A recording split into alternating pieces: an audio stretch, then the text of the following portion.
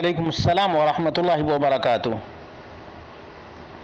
سوال یہ تھا کہ شمر ذی الجوشن اور سنان بن انس النخعی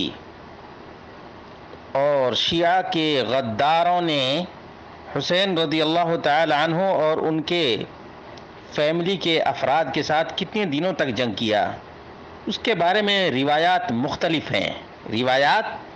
مختلف ہیں، لیکن جو ہمارے سامنے لے اور دے کی بات اور پھر مصالحت کی کوششیں، ان تمام کو لے کر 3 دن بنتے ہیں۔ کہتے ہیں معرکۃ کربلا وتسمى ايضا واقعۃ الطف، ہی ملحمۃ وقعت على 3 ایام۔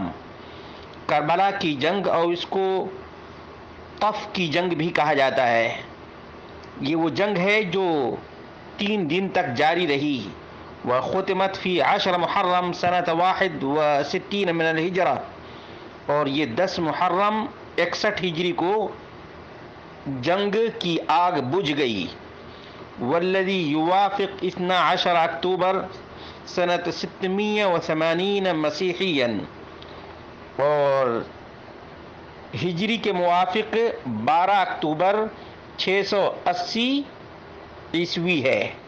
وکانت بین الحسین بن علی بن ابی طالب و بین شیعۃ الکوفہ شیعۃ علی شمر ذی الجوشن و سنان بن انس النخعی